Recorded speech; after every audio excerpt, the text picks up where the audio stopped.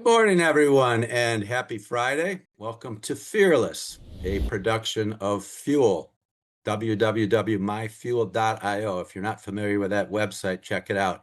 One of the fastest growing e-learning platforms on the planet. Top faculty members, and we bring in very special guests on shows like Fearless. This is our 12th episode of Fearless, which launched in January of this year.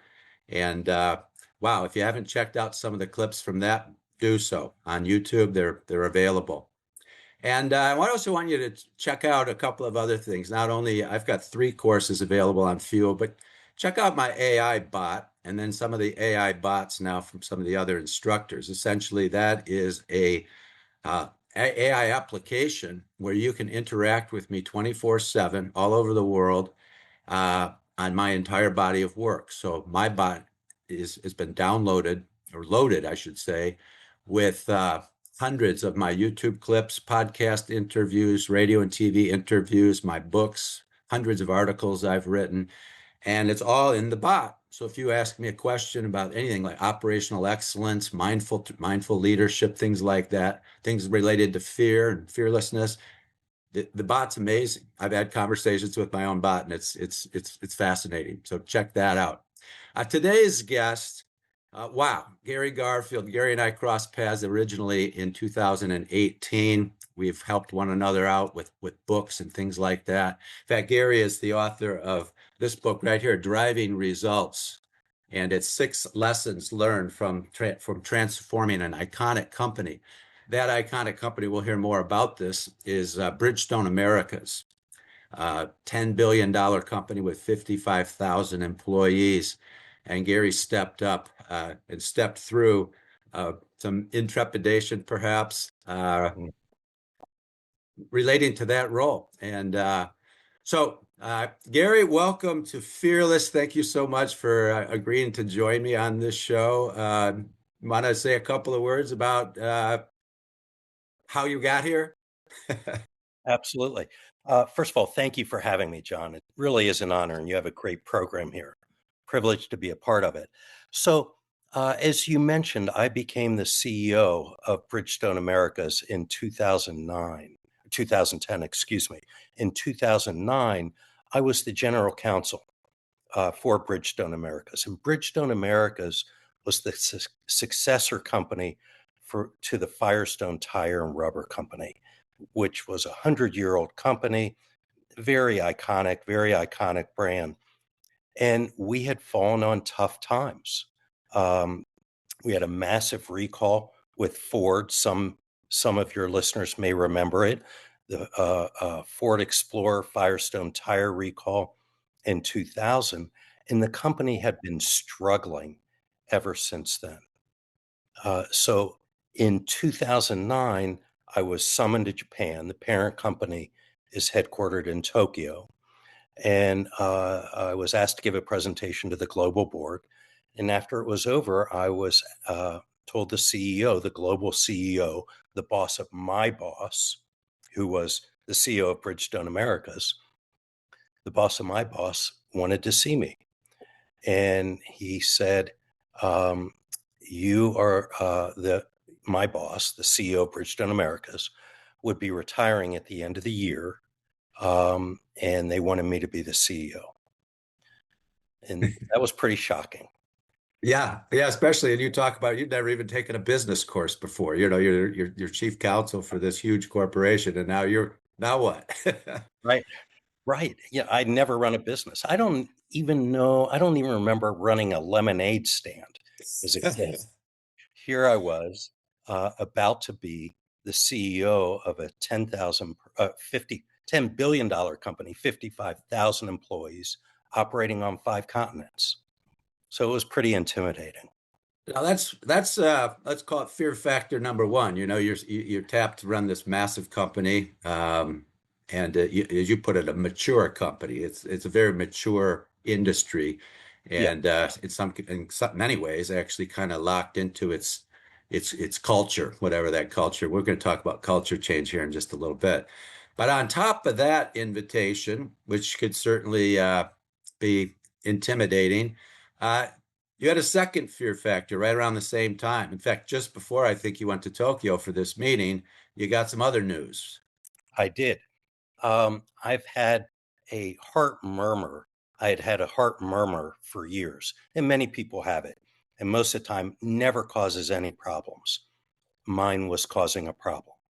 And I had been going to the Cleveland Clinic on a regular basis for the last 8 or 9 years to monitor it. And about 3 weeks before I was told I was going to be the CEO, I was told I needed open heart surgery to fix the heart murmur. And that's pretty intimidating. And interestingly, my father was a physician, not a heart surgeon, but president of a hospital in Cincinnati where I grew up, and a well respected physician. I had high regard for him. And he was very concerned about me undergoing heart surgery. He was discouraging me from doing it because of the potential side effects. But the Cleveland Clinic explained this was my best chance to live a long and normal life. And I had made the decision to proceed with the surgery. So I had that. And then I was told I was going to be moving up, say, maybe 2 steps in the organization to run a business. And I'd never run a business before. And the company wasn't doing well. Um, Certainly, the shareholders weren't satisfied with the performance of Bridgestone Americas. So there was a lot there. There's a lot on my plate, if you will. Yeah, now just to fast forward even to that. So now you take over the reins, and I know you've said change started immediately. You had a meeting with your C-suite, and you've discovered, wow, there's somebody here that's just not a good fit. We're going to have to do something about that.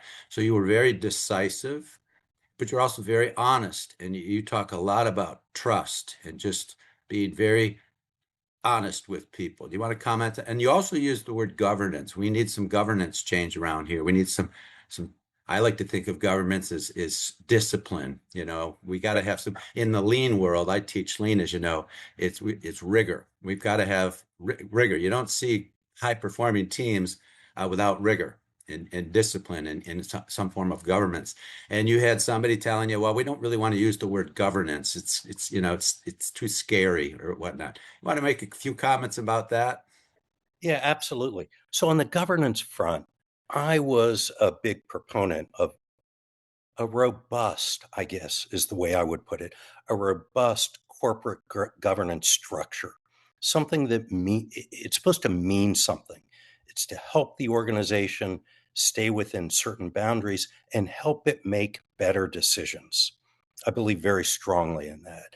And in my experience, the most successful, best run companies in the world have a good, strong governance structure. um, we did not. We were very top down oriented.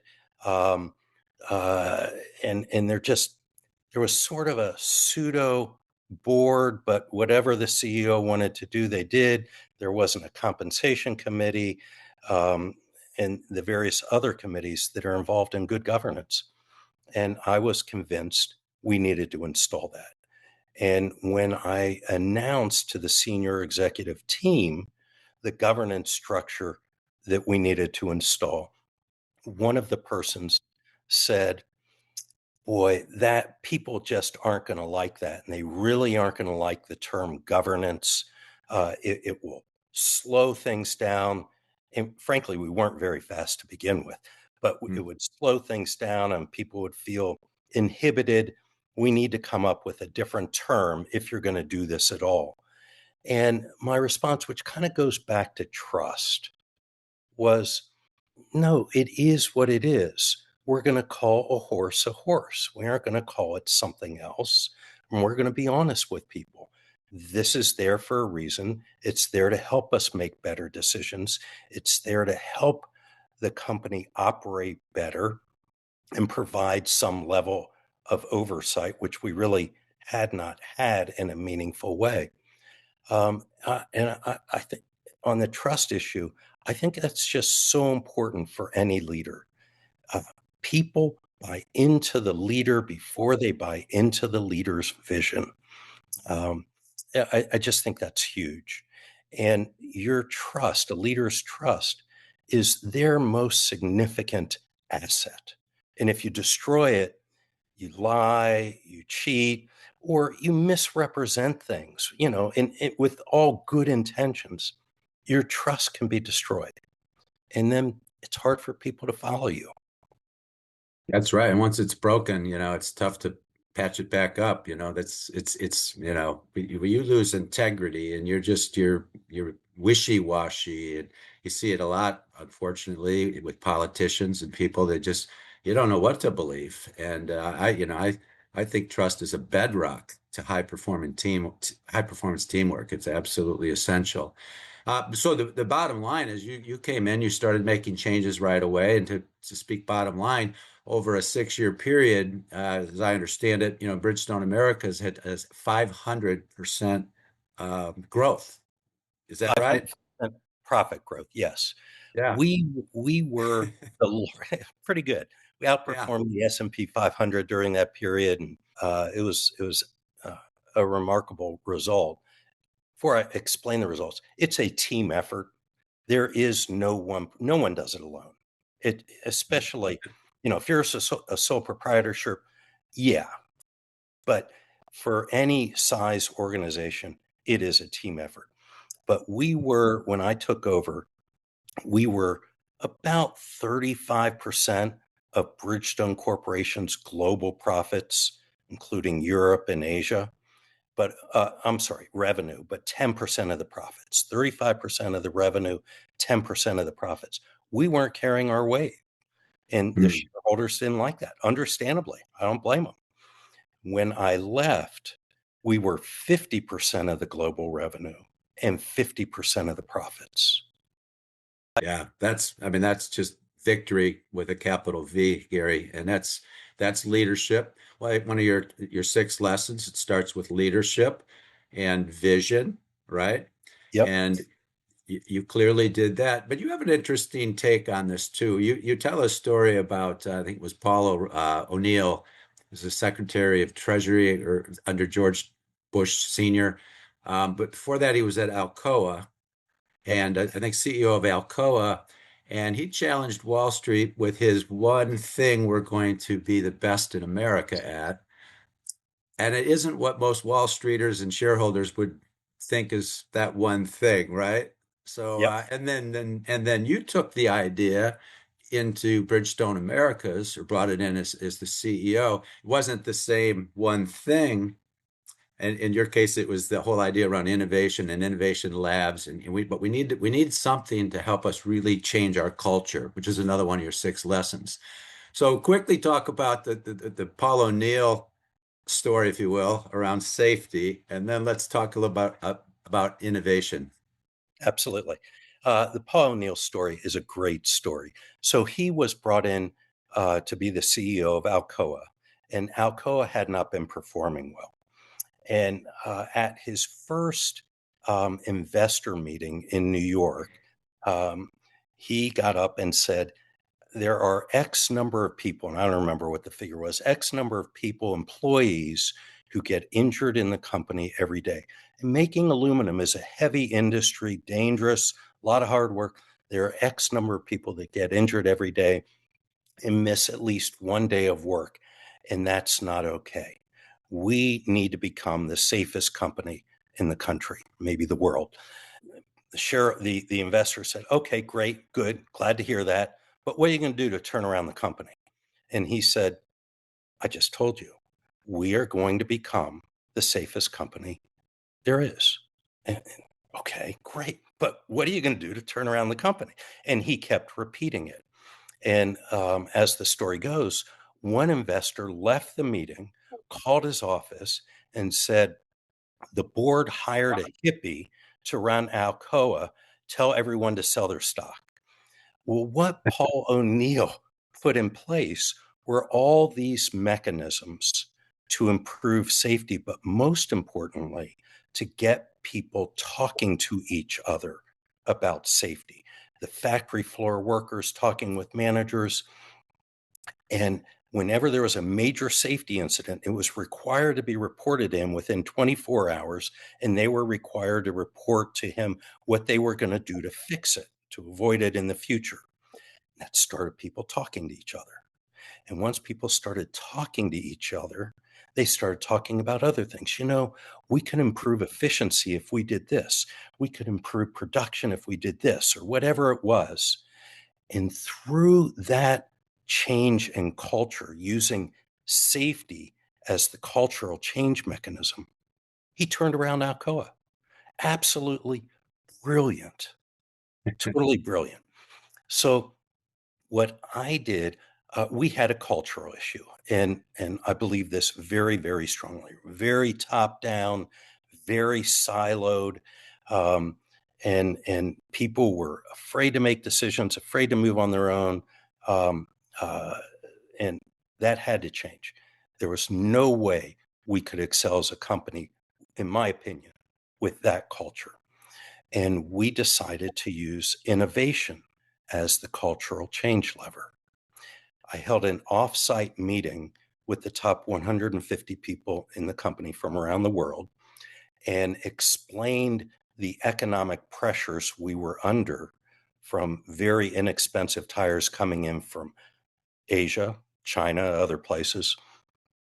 And we weren't considered the most the price leader, if you will, in the tire business. And so our profits were being squeezed. And the only we had two options to change it. One was to try and compete at a low cost level. And if we did that, no one would like it. And we're going to have to slash and burn like you can't imagine. Or we need to become the most innovative company in our industry. And that will allow us to charge higher prices. Answered everyone's questions about that. Then we had an outside expert come up on innovation. And for 6 hours, he explained how innovation occurs. And when he got done, answered everybody's questions. When he got done, I got back up and said, will our culture allow us to do this? I just have one question. What do you think? And everybody said, no, no way. I said, I agree. Totally agree. So I said, tomorrow you will come back and I would like for you to write our cultural blueprint so that we can become the most innovative company in the country, in the industry. And they did.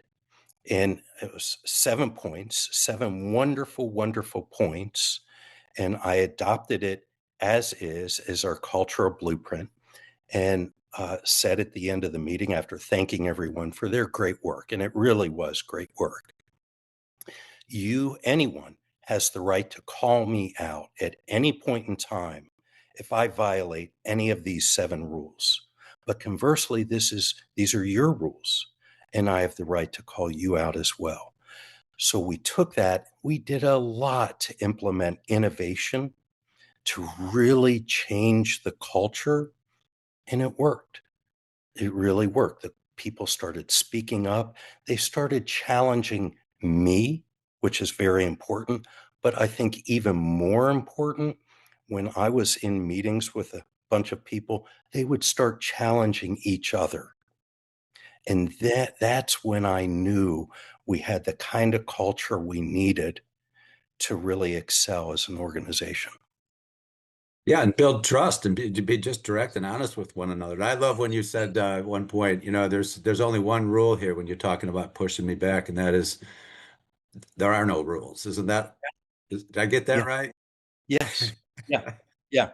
Ah, And I did town hall meetings all over the organization twice a year, and I would update the organization on what's going on, how our strategic plan is coming along, so on and so forth. And when I got done with that, I always left a considerable amount of time for questions. And I started that off by saying, now it's your turn. And there's one rule: there are no rules. This is as much your company as it is mine. If there is anything you want to know, I will do my best within the bounds of the law to tell you. right. Why within the bounds of the law? If we were involved in, say, a merger or an acquisition and there are security law issues, you can't disclose it. You can't disclose it. Right. Okay. Um, Yeah. it's the way it is. Um, And I meant it. And several times when I first started this, some of the HR people said, "Do you want us to plant questions in the audience?" No, I mean it. This is their opportunity. It's their company too. Their livelihoods are dependent on this just as much as mine is, maybe more. And Yeah. Yeah, well, I was going to say one of the things I teach Gary around leadership is the difference between pushing and pulling. You know, a lot of leaders are pushing rules, pushing ideas, pushing on. You talked about top down, the old culture. What you're doing is pulling. You're getting people to you're. I use the Socratic method when I teach and I do workshops where you don't tell people the answers, you lead them to the answers, and it's discovery, right? And so by pulling, as opposed to planting questions, and again, that can break down trust right there, right? But by totally. just by inviting and pulling and psychologically safety, if you're familiar with that term, where people feel safe to speak up and challenge Yep. the CEO and all of that, and that just opens up creativity and innovation. But innovation also requires that, you know what, we got to push through fear here a little bit to get back to Yep. the whole fear topic, right? Because innovation can be scary, especially if people Absolutely. think, well, this could eliminate my job. And Right. I remember when I was working my first job out of college in Chicago in corporate finance for a huge company, and I discovered, first of all, I was way overqualified for this job. At least I was bored and it was ridiculous. And I worked so far ahead that when I left 2 years later, I said, you don't need to replace me for like 9 months. I'm that far ahead. Like, That's great. and then think about people who won't hire somebody who's really bright because they're afraid that they're smarter than I am, and Yeah. that's good. That just ruins innovation and creativity and what I like to call flow, which translates ultimately into cash flow, right? But Yep. flow, creativity, flow, ideas flowing, people flowing, talking to one another, like you said. Wow. So back to the idea now that you're taking over a huge corporation, publicly held, 55,000 employees. You're going through heart surgery. What did you tell the global CEO and the board over in Tokyo when you knew you had to have surgery, and they're not, I don't know if they're inviting you to take the job, or really kind of pushing it on you, but what do you tell them? Yeah. So they were inviting me to take the job.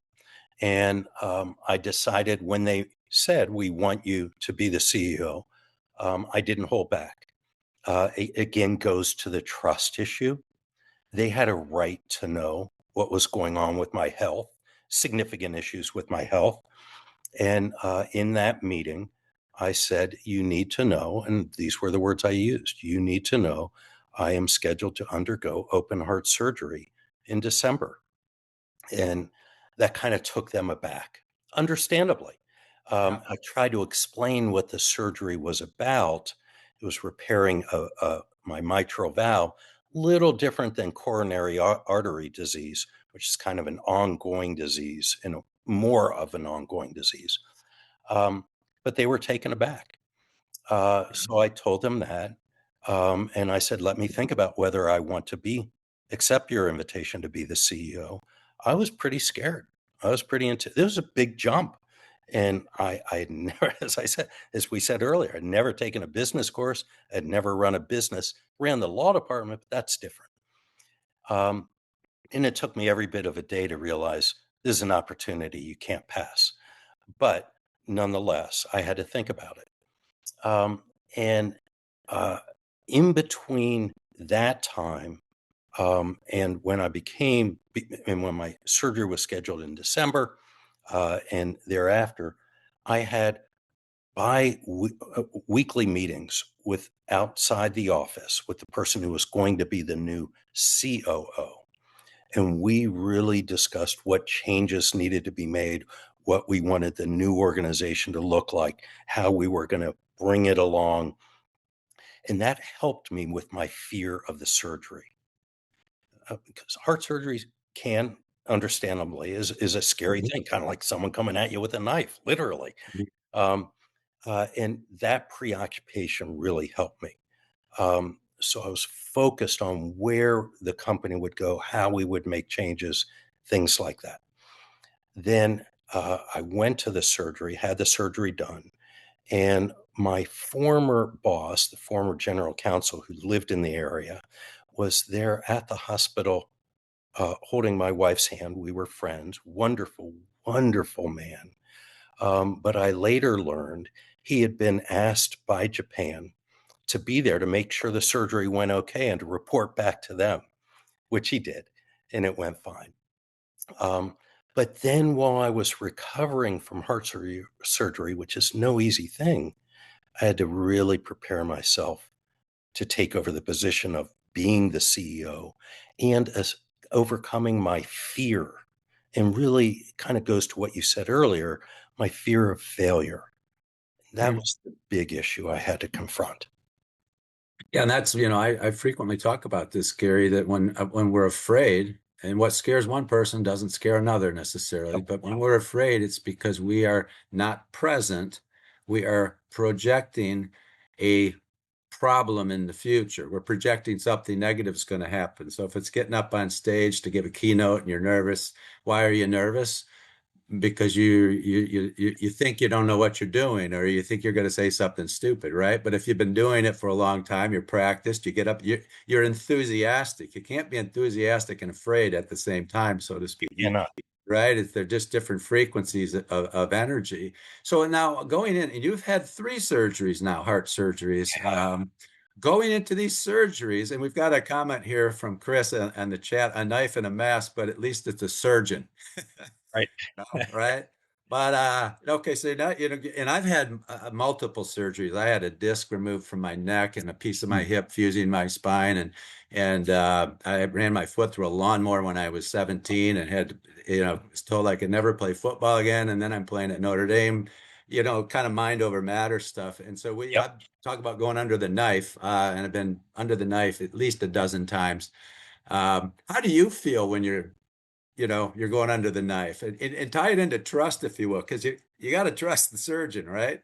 That's exactly right. So I had the surgeries done at the Cleveland Clinic, and I had it done there because it is considered the best heart surgery hospital in the world.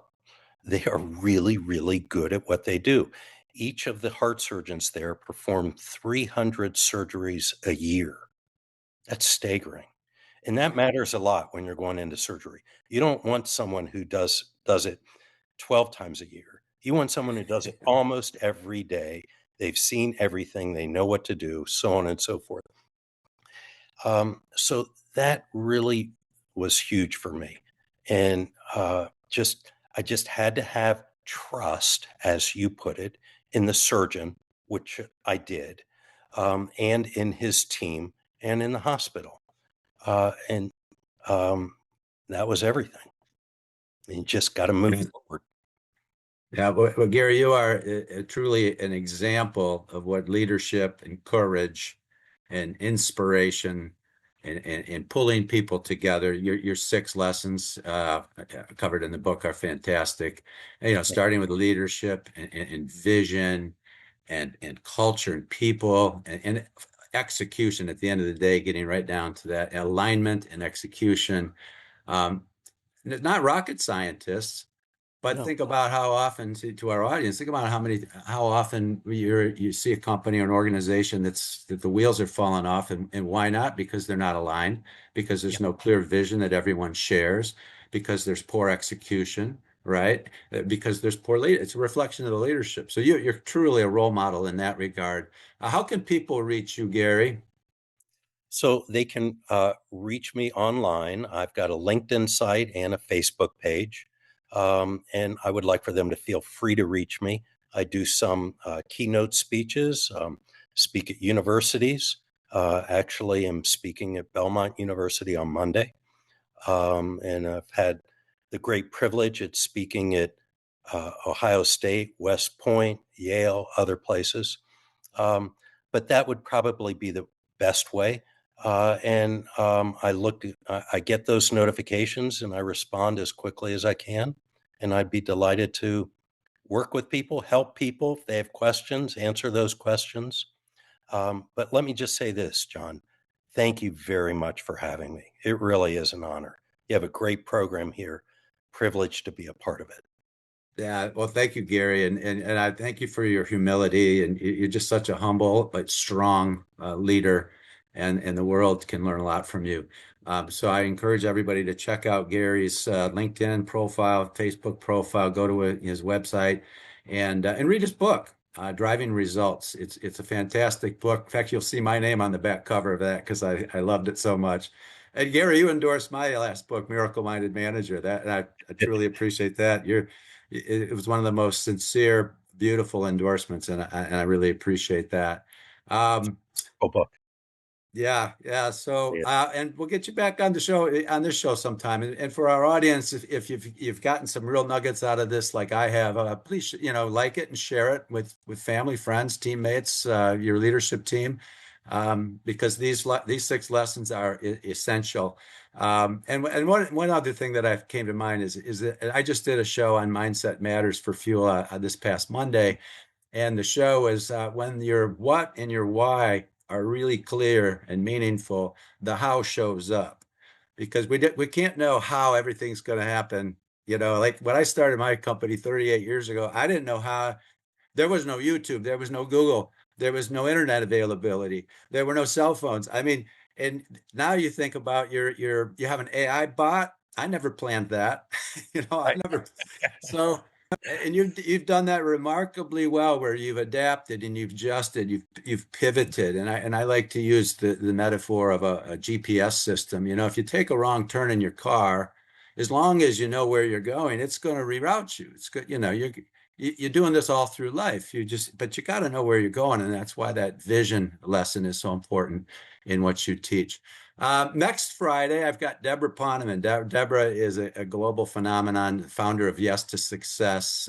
She's teaches in 100+ countries, New York Times best-selling author. And she's fantastic. So she's going to be on next Friday.